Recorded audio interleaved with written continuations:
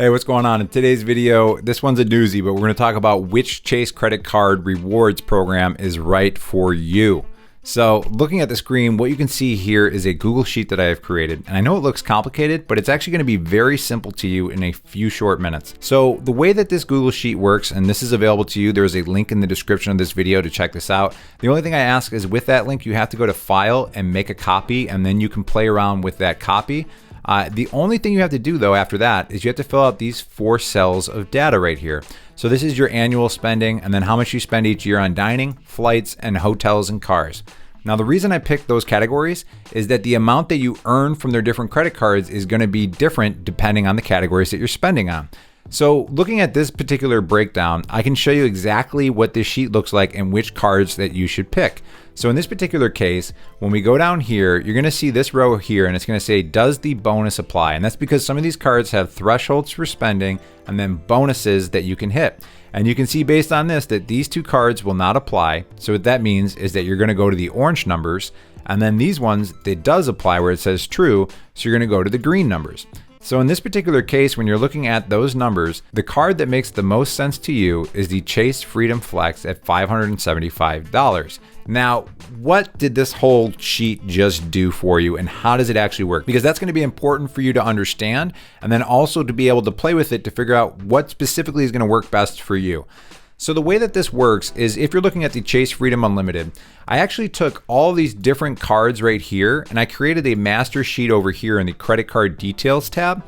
And I pulled all this information right from the Chase website. So if you're on Chase, you can compare their credit cards, but you can only do 3 at a time. And as I started to go down, I'm like, this is really complicated because this one's giving you a cash back bonus. This one's in bonus points. This one's got a high annual fee, different APRs. The earning rewards are all different based on the categories. So why don't we take a look at this right here? You can see that Chase Freedom Unlimited, that you get 3% on dining, and then you also get 5% on travel purchased through the Chase Ultimate Rewards program, which we'll talk about in a little bit. So if you go over here and you go back to the calculator, this is where you'll see up here, you'll see a 0.03, and that's because you get a 3x multiplier on dining.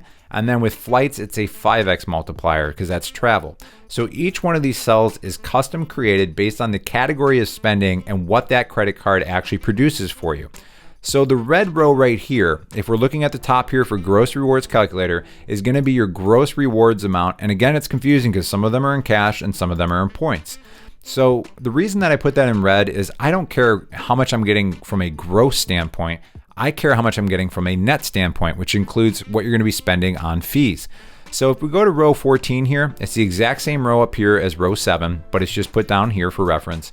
And then row 15 is where the travel multiplier for the Chase Ultimate Rewards program kicks in. So 0, 0, and then here you see it starting to kick in and then 0, 0. The reason these 2 are the only ones that have one is, again, going back to this comparison chart right here.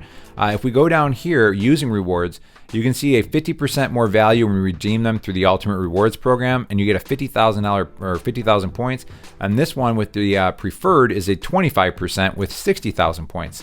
So what that is the Chase Ultimate Rewards program is actually managed by Expedia. So when you log into your Chase portal and you go through their Chase Ultimate Rewards program to book travel, whether it be your flights or hotels, you're going to get a multiplier on it when you have these 2 cards. And that's going to be really helpful for you if you're somebody who's looking to maximize your points for travel. So next up is the annual fee. I actually just put it right into the formula itself. So these ones do not have an annual fee. So you see 0 in the formula bar up there. But this is where you can start to see the 95 kicks in.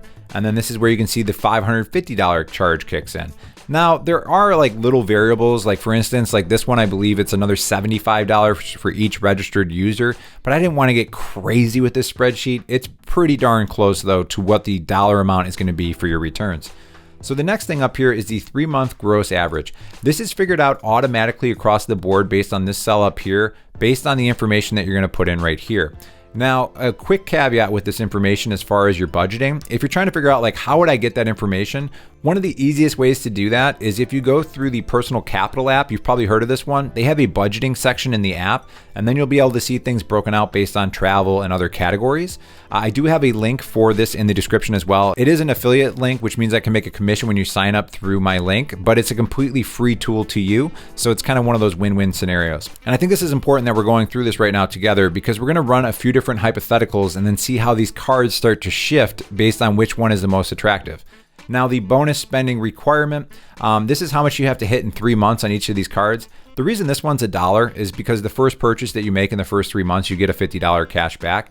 The Chase Slate Edge, if you look up here, they have a lot of zeros for as far as the returns. You might be wondering why that is. So the reason that those are all zeros with this card and there's not a lot of as far as rewards is because with this particular card, it's a 0% APR for the first 12 months. So if you have a high interest fee that you're carrying each month on your current credit card, you could switch to this card, have 0% APR for 12 months. And every year, if you are on time on all 12 payments, the APR on that card drops by 2%. So it's a good card for just getting your interest rate down and trying to manage your interest fees. So what happens next here, as I mentioned earlier, this does the bonus apply. This automatically will pop up, and it's green if it's true and it's orange if it's false. So it lets you know what cell to look at. So in this particular case, when it's false, you're gonna look at this cell. When it's true, you're gonna look here. So I wanna play with these numbers for a little bit just to give you a understanding of how these different cards compare. But the other thing I'll mention too is that the first tab for this Google Sheet here is how to use, and it's got a few different resources for you here. As I mentioned, the personal capital link here, and then the card ratings comparisons. And this is an affiliate link, but the way that it would work is if you get set up and apply for a credit card through this service, it's gonna make it so that I can get a commission and you still get the best possible promotions as well.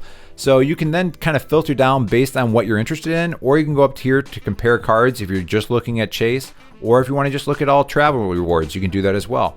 So you'll see right here, the Chase Sapphire Preferred pops up, but in my opinion, it wasn't enough because I wanted to see based on my spending, which was the best.